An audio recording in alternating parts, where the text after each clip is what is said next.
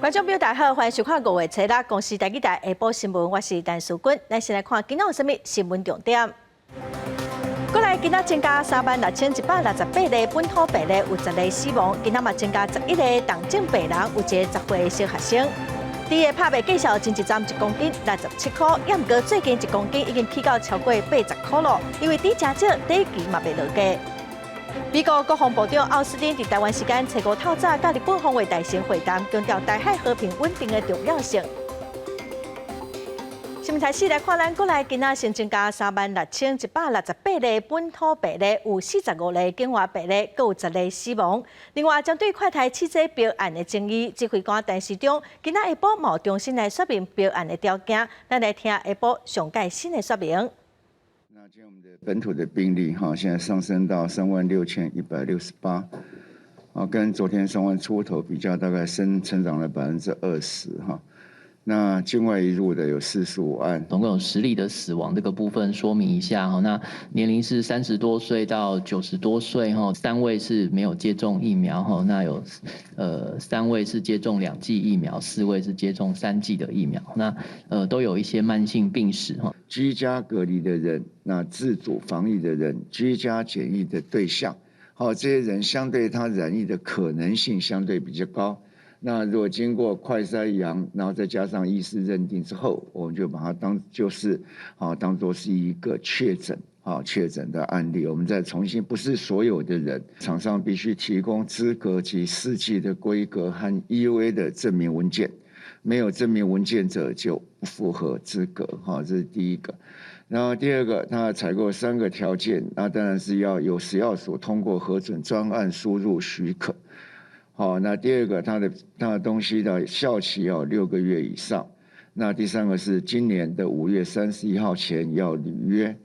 那符合上面的条件，5月31号。 以前可交或是快筛试剂，政府均会收购，不会受公司的规模、资本额的影响。因为本土病例一日拢已经超过3万例，指挥中心昨搁再宣布讲，居家隔离、自主防疫、居家检疫这3款的对象，对10日开始快探阳性，就算是确诊。有一寡民众是真烦恼，讲安尼防疫保单敢搁会赔？产险工会昨暗嘛发出声明，表示讲会因会赶紧来做讨论。 伫视讯电话另外一头，照医师的指示，一步一步来做快筛检验，来确认讲家己是毋是已经确诊。因为指挥中心宣布讲，从后礼拜3、5月12日开始，居家隔离、自主防疫，使用家用抗原快筛试剂检验，若是阳性，而且经过医师人员确认了后，若是讲确诊，不过有医师烦恼讲，确诊快筛阳性有袂少技术性的问题要克服。如果他为了取得保险给付， 把一个阳性确诊者的这个结果拿来说，他是一个阳性的确诊者，那怎么办？台北市的统计呢，快筛阳几乎90%都是 PCR 阳性。如果你担心未阳性的问题，你可以做2次的那个快筛。事实上，伫本土确诊病数一直升悬的时阵，有袂少民众拢烧钱要去签防疫保单。 不过，即马指挥中心放弃清零，选择甲病毒共存的方式。面对快筛阳性，就是确诊代表上路啊！安尼嘛，互真侪人烦恼，讲防疫保单恐惊会失效去。现在的防疫保单，我有问过他也有去问过其他家保险公司，他并没有放宽说居家隔离视同住院。可是我目前问到有一家是富邦产险，它是 居家隔离就视同住院，所以有接到蛮多客户说，那我买这些保单要干什么？是如果你毕竟是阳性了，应该还是要居家隔离，不可能说你阳性了，你还可以四处去公共场所去上班。到底快筛阳性就是确诊，是毋是会当做防疫保单确诊的这个理赔依据？金管会嘛已经要求产险工会今日来定出相关的理赔指引。也若产险工会伫初5暗时也嘛发表声明讲，因为代志发生甲真突然，暂时保留立场，会今日来做演议。记者综合报道。 为着病无保防疫险嘛，毋免上烦恼哦。劳动部嘛表示讲，会放任劳保上病给付的认定。 轻症居家照护，买当来申请劳保的上病给付，7天上济会当领5343块。拍开劳保局的试算网页，陆续拍入即卖的上悬投保结果45800，各选普通上白双行，天数是写7天，一次算就会出现5343块的结果。劳动部初5宣布放令，轻症地处照护者只要未当工作，佮未当领薪水，都会当依劳保条例请领上白给付。若讲一名劳工的投保给付是45800，会当得到5343块的劳保上白给付。如果他符合我们劳保条例的33条，如果不能工作以致未能取得原有薪资，从不能工作第4天开始，都可以依照我们劳保条例的规定来请领伤病给付，来确保他的给付权益。劳动部表示，确诊者进前需要有单医定证明，才会当申请劳保上病给付。轻症地处无法度申请，也毋过放令了后，确诊者无论是收治伫病院、住伫加强版集中检疫所，还是地处照护，只要未当工作，造成未当领薪水的人，自隔离第4天起到第10天，拢会当申请上病给付。请假的日数，它是可以并入住院伤病假的日数来计算。如果请这样的病假，不能够因为这个原因来扣发他的全勤奖金，老板可能又不给付这个薪资的话，那么他可以透过劳工保险申请这个普通伤病的给付。对小老百姓或者是说小资族，还有这个个体户来讲，是不无小补的一个政策。劳动部初5也发布新的解释令，强调劳工因为确诊需要隔离请假，请假的天数会当并入单医上病假计算，头家应该付假，而且无扣全勤奖金。对所到4月初8生效，劳动部强调，希望透过解释令，更加确保哪来哪侪的确诊劳工的权益。记者综合报道。虽然快台实名制已经实施哦，也毋过嘛是有未少民众怨叹讲买无快台试剂。消基会今仔开记者会，呼吁政府应该提供免费的试剂予民众。若是经费无够，至少爱针对65岁以上的老大人，中计受理户顶族群提供因补助。那这个配售制度呢，果然在推出来的时候啊，根本就因为数量不足，让很多人空欢喜的上街去排队。形成国家要我们来排队的国家队出现的时候啊，我们根本是排了队还买不到，或者只能少数人买到。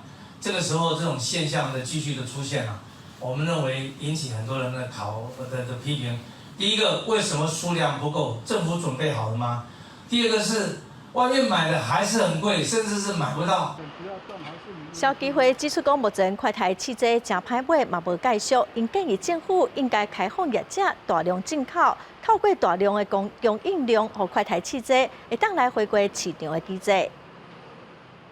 再来看彰高雄有上清理哦，市政府嘛要对这礼拜六开始来启动全国头一个小儿快台阳性特别门诊，高间病院4大社区的台检站，小儿科医师会亲身来帮快台阳性的囡仔看病，帮讲会当来消透急诊的病人，卖当来减少关注感染的风险。当轮车顶沿着路边排队，还搁到后一个路口，这是市府所设置的车来数采检车道，随着5号高雄确诊病例破清例，车来数嘛出现车阵，为过去平均一天1000人次，增加到一天3000人次。我们也希望说民众能够尽量的分流，就近利用21个筛检站，其实都现在其实人数都不多。市府发现车来数采检量变多，社区采检站人颠倒变少，呼吁民众爱分流。嘛发现一场甲学校最近确诊增加的速度愈来愈悬，现疫情加速拖入去学校，高雄市嘛要伫咧7科首创着小儿快筛阳性特别门诊。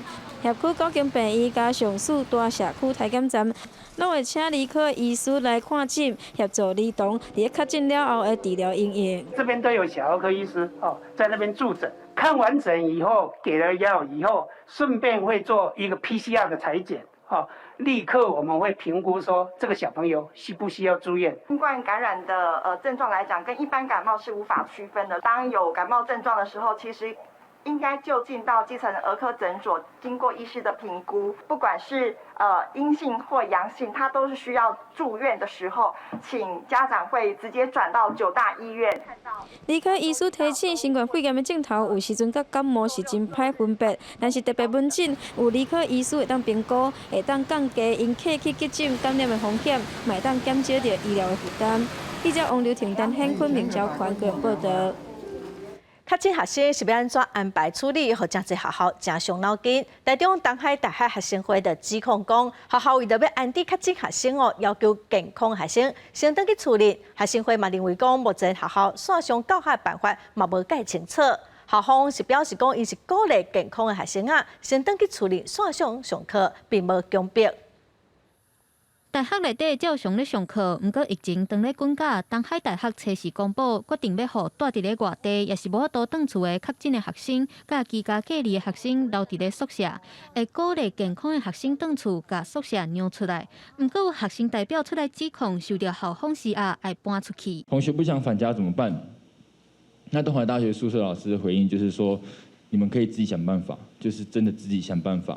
学生会表示有真侪同学反映，校方毋若要求健康的学生爱让出宿舍，甚至到前一暝才来咧通知，根本袂赴应对。另外，山顶教学嘛无配套，对象干那限定确诊的学生，和健康的同学是真烦恼去学校上课的风险。那校方是出面强调，绝对无强迫学生搬出宿舍。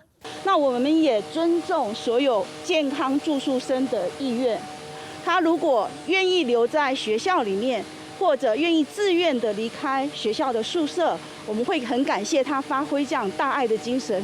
校方表示，原底是规划，互无法度转厝的确诊的学生，甲居家隔离的学生会当留在学校。毋过顾虑到安置的空间，才会鼓励健康的学生转厝住，也佫会退还1/3的宿舍钱。强调是用鼓励，无强迫。到初六，校内已经有79个人确诊，目前已经准备71间房间。教育部表示，学校应该加强甲学生沟通。今天你也配合帮忙移出宿舍，让学校来调配，住到外面的这个费用，当然不要学校来负担啦。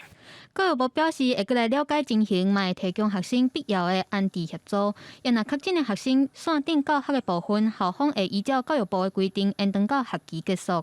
记者综合报道。来看桃园传出一个40岁姓刘的查甫人，甲伊的某囝做伙伫厝居家照护，也毋过爸爸却雄雄死亡，怀疑初步判定讲是心脏麻痹，甲武汉肺炎的病毒敢有关系？这爱个等中央来判断。桃园传出一个40岁姓刘的查甫人，居家照护期间雄雄死亡。关于 COVID-19 确诊的刘姓男子，据家属描述，民众约于5月4日傍晚在家突然躺卧在地。到院前已无呼吸心跳。这个姓刘的查甫人甲家后后生一家伙3个人，5月初1 PCR 检验是确诊，因为拢是轻症，就伫咧厝的居家照护。毋过姓刘的查甫人初时下晡陪囡仔算到一半，雄雄倒伫涂骹，家后发现了后，通报医救，送医急救，也是救无转来。119约下午6点30分送达医院急诊，经医师急救后仍宣告不治。本案已报请法医相验，初步判定为心因性休克。根据了解，姓刘的查甫人先前捌反映身体有无拄好的情形，警方已经报请法医完成相验，为伊确诊状况、死亡过程初步研判，死亡原因应该甲心脏有关系。卫生局是讲，死亡原因是毋是甲感染有因果关系，要由中央来判断。记者综合报道。这2天，离岛南市的确诊人数增加真侪哦。初5有一个8个月大的阿婴确诊，佮引起肺炎，随着用直升机送到台东的马街病院治疗。即马外岛的民众是真烦恼医疗后送的问题，望讲政府会当赶紧来提出办法。台东县自疫情发生以来，初5第一摆新增空勤总队用负压隔离设备，后送南市8个月大确诊的婴仔到台东马街病院，经过医生治疗，目前这婴仔病情已经控制，无发烧。不过岛上居民真烦恼离岛新冠肺炎病人后送的问题。今天中重症不是只有1例，如果是3例、5例、7例，那这么多的案例里面，我们的空勤这个状态可以负荷吗？台东县卫生局表示，目前咧甲海巡署协商，海巡署也咧研究后送的方式。不过目前应变做法，若离岛确诊病人有需要后送，卫生局会向中央疫情指挥中心通报，提到指挥官同意就应用空中后送到本岛。80岁以上、怀孕36周以上会直接到医院的话，会请空勤这边来做一个帮忙。另外的话，如果是其他的有需要到医院收治的话，目前我们正在跟海巡单位在做一些协商。不过每一家厝发电机间能再送一名病人甲陪同家属，离岛居民烦恼，伫岛上隔离空间甲医疗资源无够情形下，空中后送人员有限，政府要赶紧规划其他后送机制。啊，若无疫情伫离岛大爆发，效果不堪设想。记者综合报道。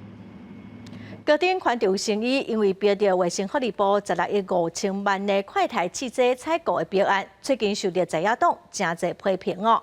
今仔国民党立法院党团又搁开记者会，提出种的质疑。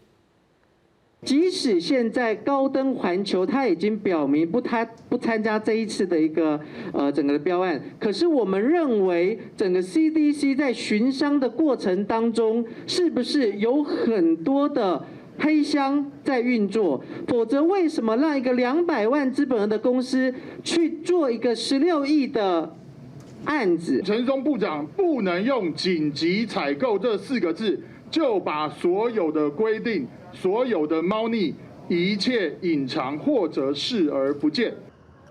国民党立法院的党团嘛去监察院检举卫生福利部部长陈时中等人失职，要求监察院应该要把这件弊案查核清楚。那也批评讲这是一个买空的诈骗手段，嘛呼吁中央要赶紧来公开快台厂商审查的标准，佮有相关的记录。再来看12岁以下儿童为着武汉肺炎的病毒，目前是阁无抗病毒的药啊通使用。中华县政府今仔宣布讲，要甲中医师工会合作，中医师会当透过视讯来提供1000个确诊轻症的儿童，利用新冠1号来治疗。疫情当咧严重，目前12岁以下囡仔若准确诊是无抗病毒药物通好使用。中华县卫生局也预告讲，中华县会用2000个囡仔确诊。县政府伫初六宣布要启动自动清关1号在家照护专案，提供1000个公费治疗营业。透过视讯，然后望闻这个问切的部分哦，那提供给我们视讯的这个乡亲哦，那中药的一个治疗哈，那我想。孩子们透过这样的一个方式，那也会尽快的来康复。只要是中华县6岁到10岁囡仔，若准是确诊轻症在家照护者，卫生局会依照意愿协助转到中医诊所，透过视讯看诊的方式开立到清关1号药方，由一寡无接触到确诊儿童的家属去到诊所领药啊，负担挂号费就好。诊所会跟个案先联系好，然后把一些基本资料先建立好，确认他是符合公费的资格之后，安排医师跟他视讯诊疗。然后诊疗完毕之后，有处方之后，我们还会安排如何领药。中医师表示，自动版本的清关1号药方剂量比大人国较低，会照个人体质一个镜头做调整，算是治疗用的药啊。临床试验证实讲，会当降低患者的病毒量一个住院的时间。中华县中医师工会呼吁民众唔通去囤货，把这清关1号当作是预防性的药啊，甲摕来当地啉，安尼造成药材欠缺，延误治疗者的时间。我们会因为他病情不同、体质不同，我们会再另外加入不同的中药当辅助治疗，效果会更好。所以记得千万不要自购。不过，中医需要强调，这药性有较冷，本正身体较淡，平常时啊，就容易走白的囡仔，可能就无适合。家长会当甲医生讨论了后，再来做决定。记者综合报道。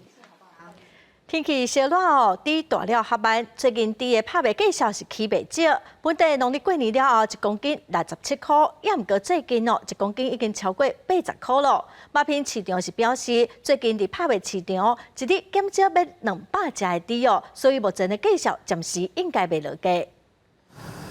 这再来到菜市啊，有民众买猪肉，一家买足1个白分量。猪肉摊商表示，虽然近期猪肉价数起价，但因这波疫情影响。民众减少在外面吃，猪排买起有所回升。我一次都1个礼拜出来买一次而已。气也稍微有好一点了，怎么说那个反应？消费者现在大部分都是买回去自己煮啊，比较多啦。外食的也比较少一点。有差不多1-2成吧。云林马片市场表示，近期天气炎热，再加上第一阵啊猪只有顺落价。以云林马片市场来讲，原本每天拍卖猪只2400只。但现在只有剩2200只左右，猪肉需求增加，价数持续回温。目前猪肉每公斤的价数已经破80块，都平均叫做80以上了，之前都75、75、74啦，即摆各台湾省拢就是严重咧欠滴，即摆拢阮市场就敢拢做减百头200头以上，啊，即摆咱整个市场的需求量，供不应求，造成这个价格上会上扬，这是正常现象。马品饲牛就讲，虽然目前猪价维持咧每公斤80块的关价，但猪农所要付出的原物料、饲料等成本增加，猪农所赚的利润真有限。至于后续猪价，阁有可能有起价空间。如果这波关猪价阁会维持一段时间，记者为你报道。来看，读高雄高湾科技大学菲律宾的学生向立委申请，讲学校互因一礼拜伫工厂工作40点钟哦。教育部是表示有接到申请，嘛已经有去学校调查咯。高湾科技大学嘛已经是专案辅导的学校，有要求讲对111学年度开始，学校就袂当接受外国学生咯。外国学生和三太子欢喜咧跳舞，去图书馆体验国画。高湾科大最近几年拍拼咧收外国学生来读册。认为菲律宾籍的学生指控讲，4年前到高湾读新南向专班，根本无法度好好学习，变做是来做工的。Sometimes I couldn't go to school since I had migraine and depression from not getting enough sleep. I can't even study because I'm so tired. 菲律宾的学生讲，一礼拜做40点钟，伫工厂做甲学业无关系的头做到半暝。校方若拢知影，高指导学生伫起早的时，爱讲一礼拜干那做20点钟。劳工团体批评讲，这是对台湾人权上大的侮辱。这样的记者会，我们要开几次，教育部才会全面的去检讨，全面的去改善这样的事情。高湾科大回应讲，2个外国学生一直对机械自动化的工厂实习无啥关系，转去做一般的实习，情况也无改善。也若因讲40点钟的工作，校方讲是20点钟的工作，甲20点钟的实习。系主任去宣导的时候，他是说系主任就是叫我们要造假，那这么笨的系主任会公开去叫学生造假的啦。所以有可能会申复嘛，对不对？我们当然要申复啊。教育部表示，4月份接到陈情，就到学校无预警的轰炸。也若讲到学校去引导学生，爱讲一礼拜干那做20点钟，这算是重大的疏失。纳入私校奖补助扣减的重要餐具。另外，该校也已列为专案辅导学校，自111学年度起禁止招收境外学生。高湾科大因为董事会无愿意继续捐钱，财务愈来愈正力，已经列做专府学校。111学年本地就无法度招外国学生，只是即马阁惹出这款代志，招生恐惊是愈困难。记者综合报道。最近10档哦，为摕到这条的新闻台假新闻，准备要伫5月7日伫 MOD 508台播送哦。假新闻是望讲会当正做民间的公共媒体，嘛强调讲因未有业务配合的新闻，嘛未接政府的标案。伫8点休息上课的时段，假新闻放送深度调查报告，这是要和其他商业媒体做出分别。为着确保多元记得，假新闻逐天放送2点钟的台语新闻，1点钟的艺文节目，表示因中立的态度。正这是最近10年以来唯一成功设的新闻台。董事长陈友伫初6开始播送的典礼坦白讲，一路行来是真辛苦，即马已经迎接光明。镜新闻取得执照过程，经过严格的审查，尤其 NCC 委员和外审委员充分的检视，绝无不法，更无特权。强调绝对无特权，假新闻要互众人重新相信新闻。特别邀请到资深的传播学者洪秀琪来做外部的公平人，替观众的权益来做监督。假新闻阁主动签编辑式公约，外部的公平人就要确保讲新闻的制作甲播送袂踏着红线。就不要采编辑式公约的两个最核心的概念啊，就是你一定不可以置入。然后 NCC 的付款里面有一条，它也很明文的讲说，可能你可以去承揽政府的那个标案，可是你的新闻部是绝对不可以去承揽。洪秀琪表示，亲像社会的新闻，较高出现工商服务的问题，因安尼会要求讲，掠准备出现厂商的 logo， 上无爱有3间的，表示毋是为着特别一间来服务。或者是咧报新闻的时，若有工商服务的记录，就设计一个会当暂停新闻的系统。伊强调讲，爱建立制度，互监督更较有效。记者综合报道。国际新闻，咱来看香港的防疫政策，搁再放冷哦。即马餐厅会当8人坐公道，运动嘛免搁挂喙暗咯。另外，伫欧洲的药品管理局初5表示讲，虽然欧洲的疫情缓和，也毋过要真正结束，可能是无遐尼紧哦。因会尽量伫今年的秋天进前来批准变种病毒的疫苗上市。对第5波疫情缓和，香港初5放零防疫限制，公道食饭喂食的人增加到8人。对于想要带妈妈去餐馆庆祝母亲节的香港人来讲，是一个好消息。訂台嘅數目本來得20幾張，而家已經去到50張㗎啦，所以去到臨尾母親節，我覺得有80嚟張訂台度啦。這個放零防疫限制，也佫包括戶外運動會當唔免掛喙暗，游泳池、海沙坡也甲其他休閒場所重新開放。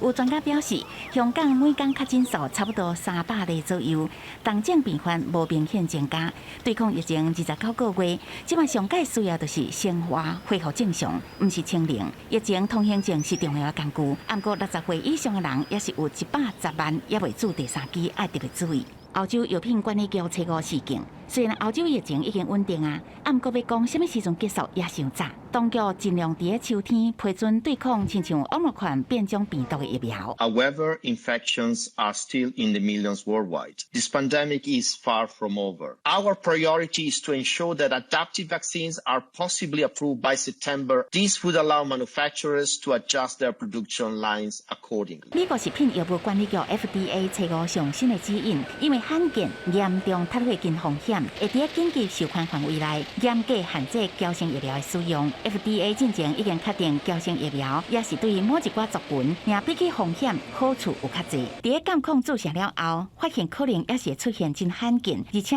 危險結血角嘅情形。即馬修訂辦法，限制這款疫苗，將來當予遐未使接受其他疫苗，也是特別要求要用矯正疫苗嘅成年人來做。親像對別款疫苗有嚴重過敏反應嘅人。公司新聞吳文玲編譯。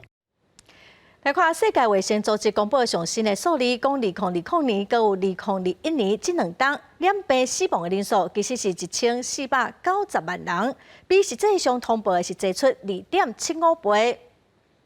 自2020年到2021年年底，這過去2年之間，全世界因為感染新冠病毒，或者是因為醫療體系負擔袂了而死亡的人數，要到1500萬人。這是世界衛生組織最高所發布的資料，不過各國通報的數字就真多。We estimate 14.9 million excess deaths associated with the COVID-19 pandemic by 31 December 2021. So this estimate ranges from 13.3 million to 16.6 million. There were 5.4 million reported COVID-19 deaths to WHO over this period. So this excess estimate represents 9.5 million more deaths, or 2.75 times more deaths than reported. Most of the excess deaths, that's 84%, are concentrated in Southeast Asia, Europe, and the Americas. 超额死亡是以疫情期間的死亡數減掉疫情發生前一般環境背景下所造成的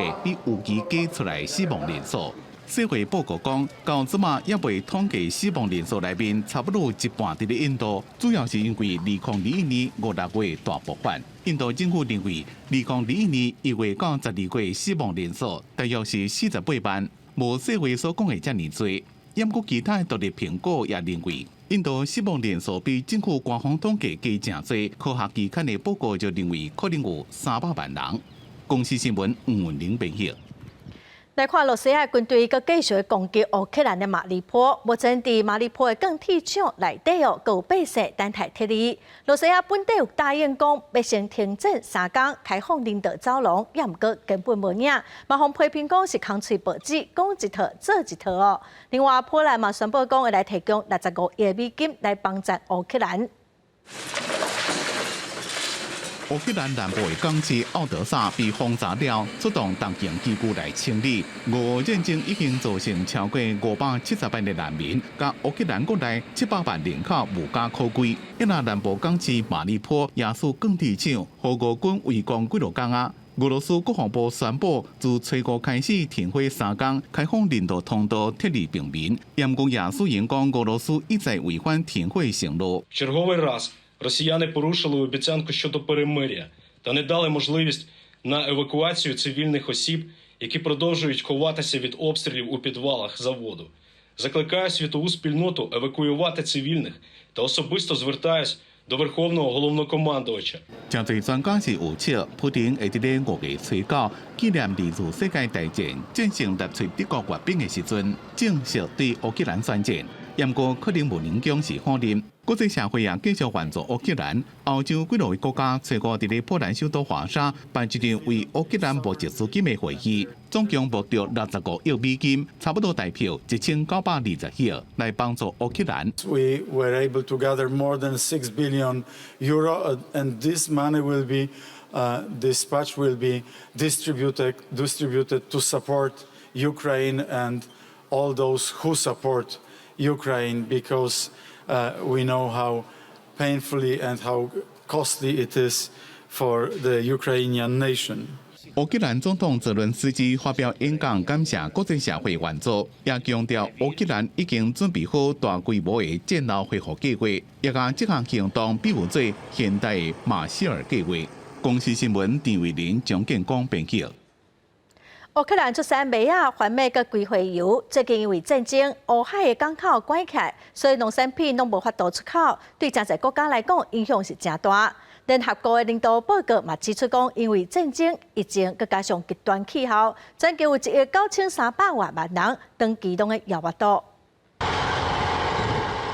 俄烏戰爭進入第10禮拜，影響持續擴大，衝擊糧食嘅供應。喺烏海港口也因為戰爭嘅關係被迫關起來。烏克蘭嘅小麥、番麥加日頭花油無法度出口去世界各地，農產品即馬剛來當囥佇專門囥5國嘅車廠內底。This grain helps feed 400 million people around the world, and these ports are shut down because of this war. We need to get the ports open, operational. Otherwise, we're going to have catastrophe on top of catastrophe. 看車廠已經停啊，6月份因為小麥開始收成，到時陣驚無所在通囥。俄羅斯甲烏克蘭的小麥產量佔全球的1/3，主要出口去北非、中東，也個部分亞洲地區。即馬出口受到限制，糧食欠缺引起饑荒，也有可能引起政治不安。Food is also already nearly finished, and the price of the food is already so high. And if you don't have money, you don't have cash. 聯合國糧農組織年度報告指出，在俄羅斯甲烏克蘭的衝突、極端氣候甲疫情3種因素的影響，全球平均每天有1.93億人食未飽。全球在嚴重糧食無安全困境的人，在過去1年增加4000萬，這代表這人的性命受到威脅。When we look at the consequences of what's happening as a result of the war in Ukraine, there is real cause for concern of how this will amplify the acute food needs that exist in these food crisis countries. 聯合國糧農組織點名情況真嚴重的53國，大部分是集中在非洲甲中東。小麥啊，這個作物高度倚靠進口的國家，長期可汗也屬於東非的索馬利亞無法度耕作作物。另外，為塔利班接管阿富汗了後，也出現財政危機，幾多百萬人面臨饑荒。公視新聞王碧文編譯。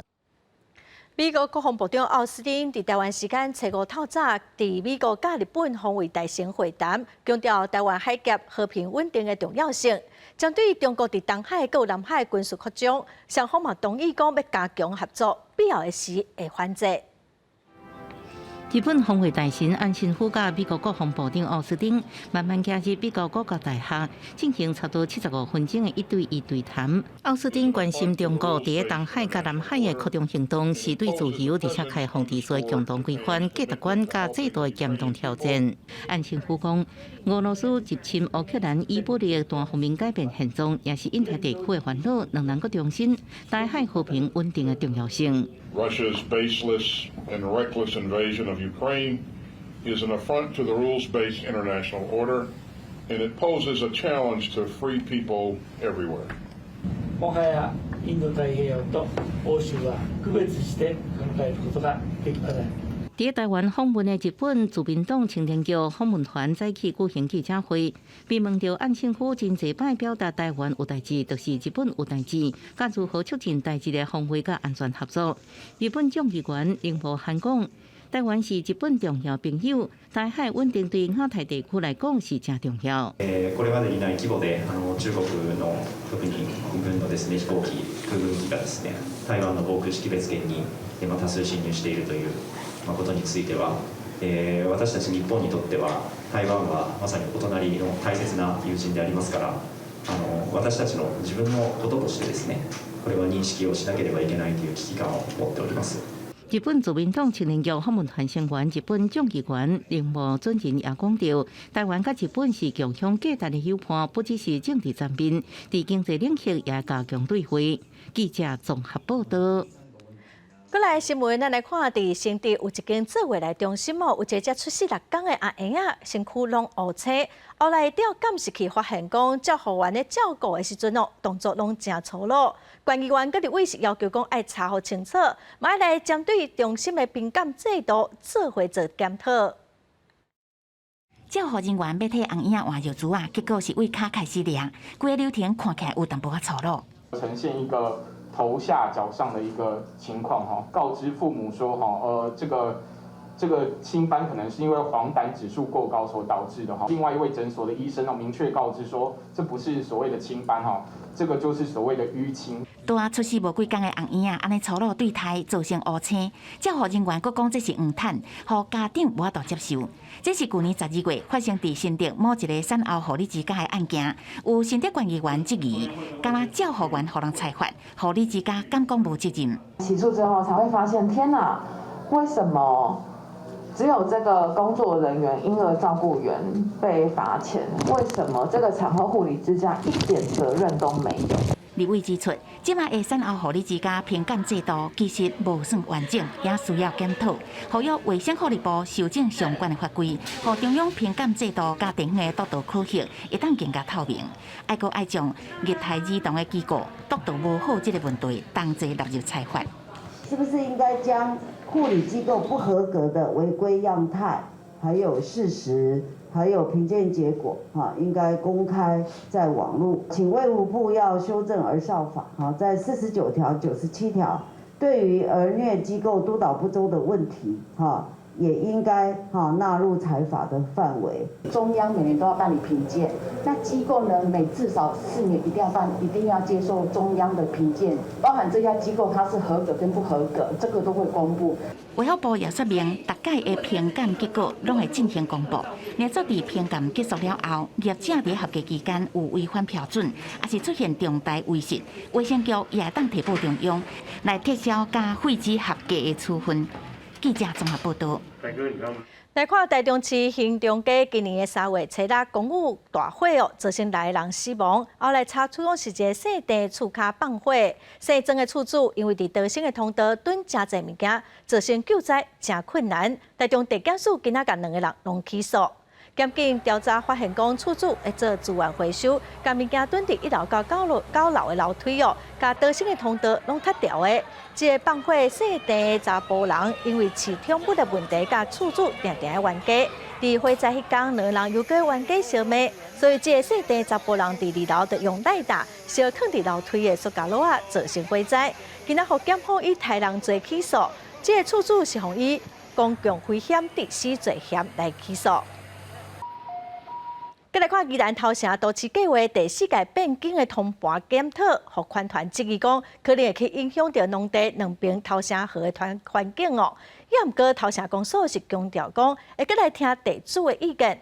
县政府嘛表示，目前这案件各个审查的庭事会继续来收集各界意见。这年水的自然美景，未来可能正早起一栋大楼的商业区。变更头城都市计划第4摆通盘检讨第3选区下东下八甲母营3里交界，差不多4.5公顷范围是头城河流域中的地带。最后款团质疑，伫都市计划当中专程做商业区甲道路用地，高强度开发向加破坏当地市街历史、文体甲水文地方要认同声音。都市交通的情况等于就是把河川廊道周边的用地去做开发，去做高密度的这些人为的开发。除了破坏环境，这个所在都市计划将原本有商业行为的厝变更成做工厂用地、甲道路用地，原本河两边的农业区，却成做附近铁路商业区，引起地主不满。你政府把我们的财产视如粪土，这样对吗？我们打拼一辈子就这样被他们拆掉这样子。拆掉了。规划单位头前电公所讲，都市计划议员的草案阶段，伫开关都委会进前会听民众意见。在召开那个县都会之前，我们还是会广为采纳地主的意见。这都市计划有476.25公顷，范围东南角太平洋、西南角福德溪、西北角三平地、东北角海岸风景特定区。环府讲会审查电公所变更案是不是符合定时，去开关都委会会来听各界意见。记者综合报道。来看台南市南区健康日洲公园，因为以大船做主题，真有特色哦，拢请真侪人来遮佚佗。也毋过有民众就讲哦，遮拢无种啥物树啊，一寡物件互日头晒伤久哦，拢真烫。干部就是表示讲，因会想办法来改善。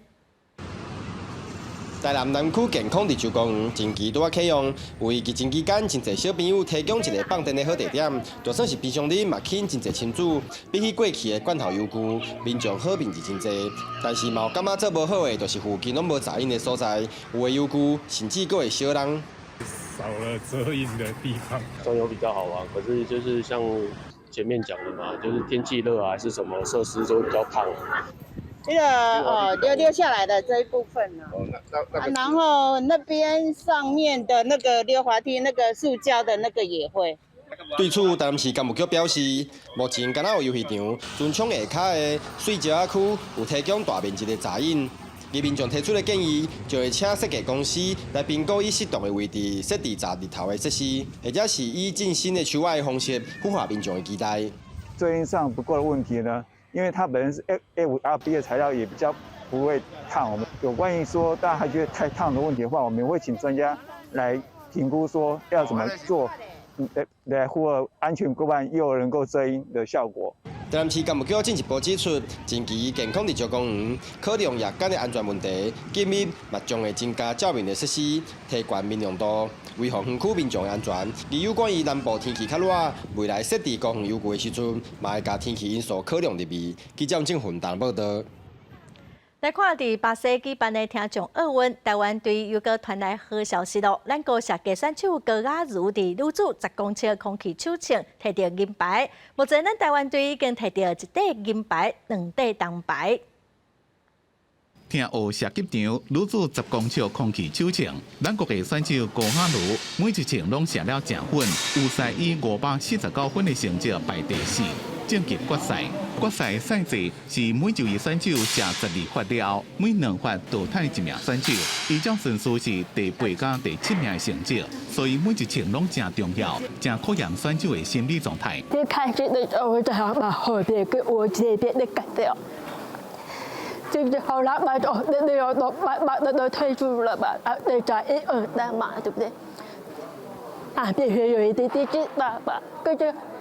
还是要告诉自己说，不要管被出现，不要管这边的、那边的、那边的，好好的就打。高雅茹伫咧决赛表现愈来愈好，正冷静定调，一直淘汰其他的选手。上尾啊，甲乌克兰选手伊娜阿峰秦科2个人抢金牌，结果分数232.0比236.3排第2名，为咱国代表团摕到1块银牌。今天雅茹从头到尾基本上有达到我的要求，也就是说没有甩到8分以外。当然，因为乌克兰选手说实在话，他真的比较沉稳一点，从头到尾他的这个表现更为沉着一点哈。因为差不多的实力之下，就是看临场发挥。以雅茹今天这些表现，我是觉得很棒。这便是高雅茹自2009年台北听湖到即马第4遍参加比赛。教练讲，接落来还有25公尺的空气手枪是高雅茹的强项，还有男女混双的空气枪，拢期待伊有好的表现。记者综合报道。最近这几冬哦，有愈来愈侪人开始爬树啊，也毋过要成做专业的爬树的人员哦，其实无遐尼简单。台湾有证照的专业人士，才敢若31个尔。一礼拜六暗时7点半，公司台语台《青春咱的梦》特别带大家做伙来了解，安怎才会当爬树啊，爬啊成做专家。台湾这几年在流行一种户外体验活动，就是爬树啊。负责带学员爬起爬落的，就是专业的爬树啊师。因要用体验来代替讲甲喙甲全部的环境教育。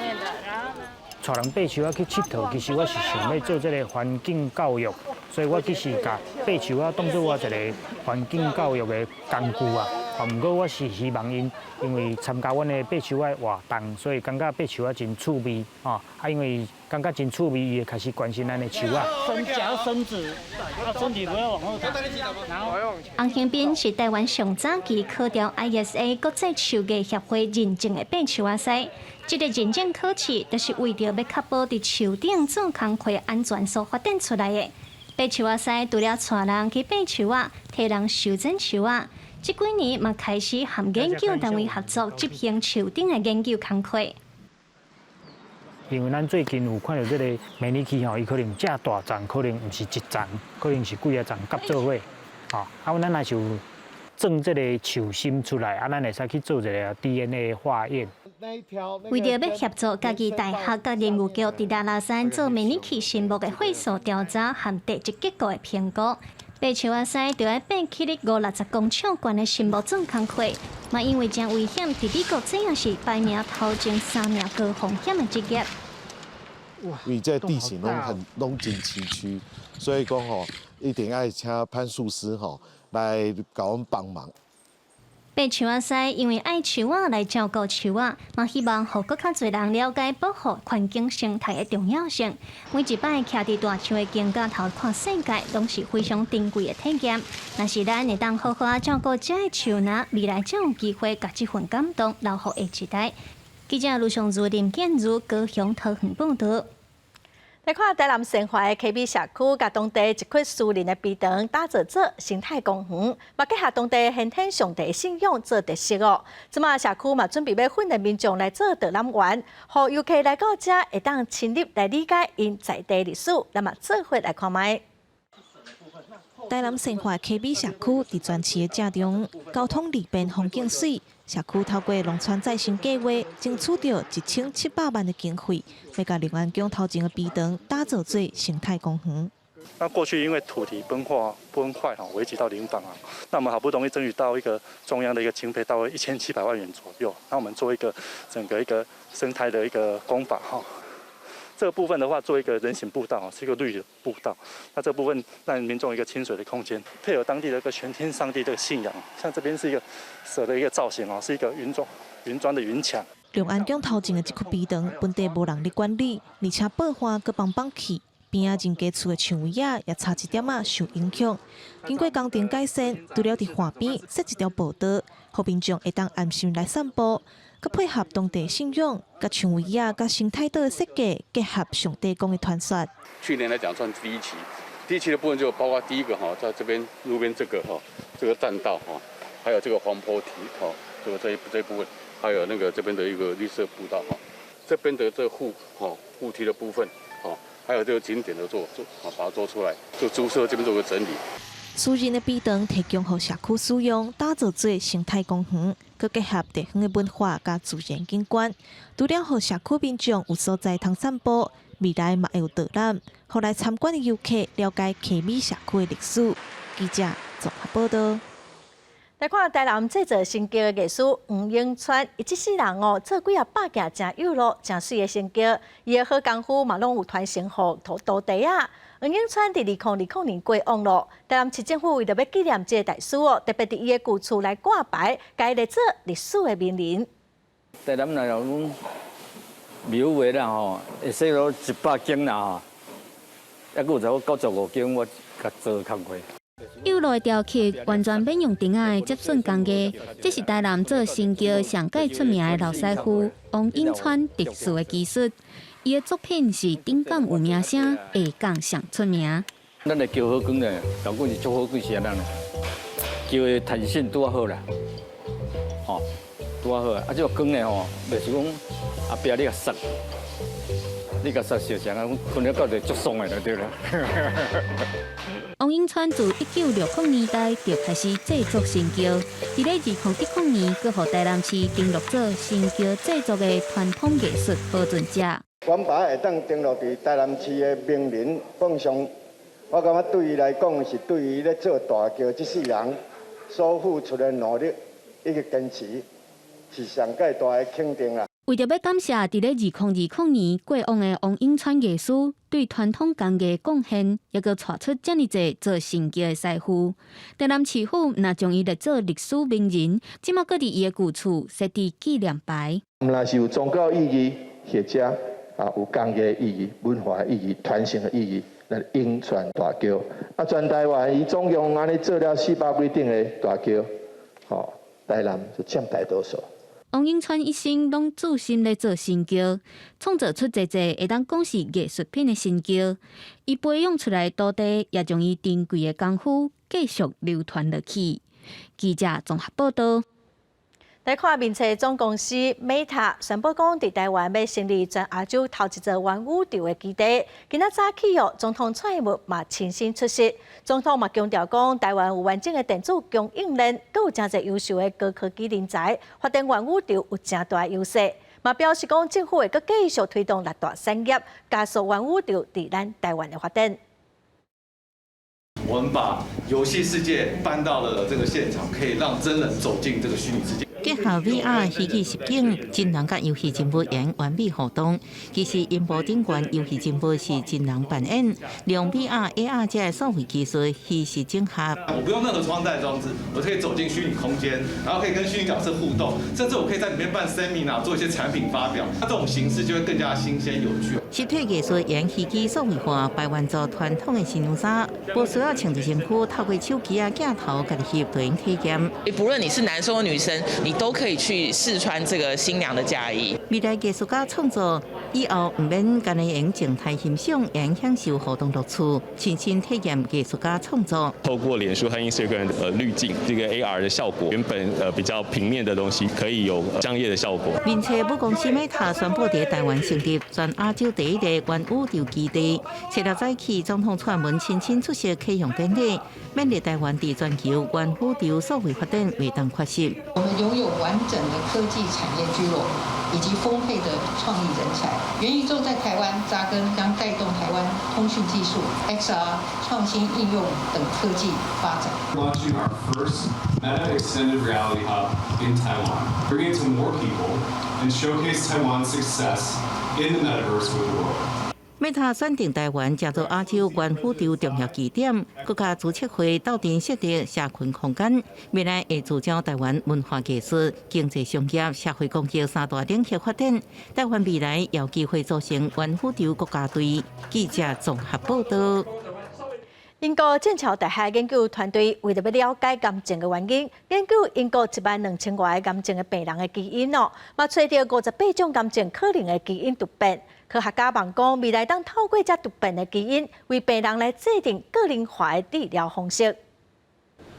癌症是国内集团死因之首，自2020年伫全球查找996万条人命。为了解癌症肿瘤起源，剑桥大学研究团队研究12000多名癌症患者的基因组定数。科学家形容这癌症突变特征，就亲像犯罪现场指纹，对查明癌症原因有帮助。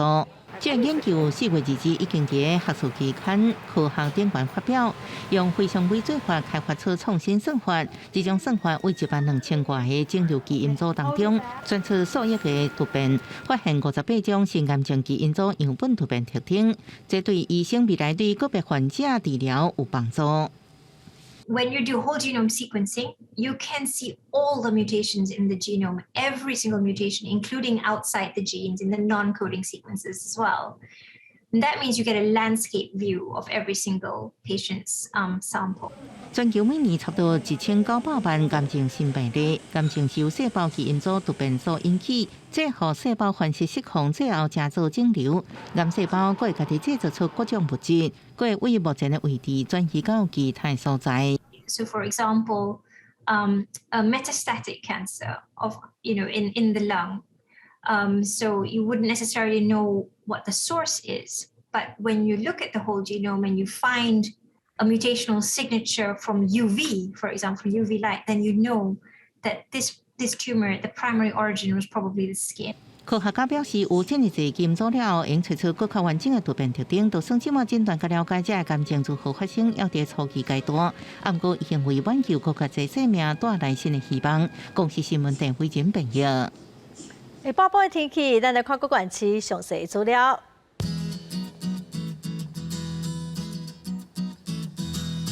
北部地区上低24度，上悬28度。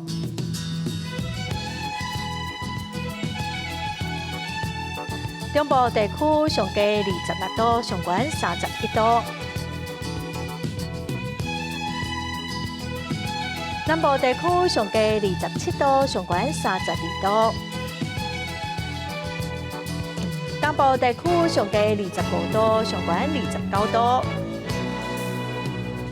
外岛地区上低20度，上悬27度。感谢观众朋友收看《公视台语台下晡新闻》，我是陈淑君。明仔后礼拜的下晡3点，咱再会。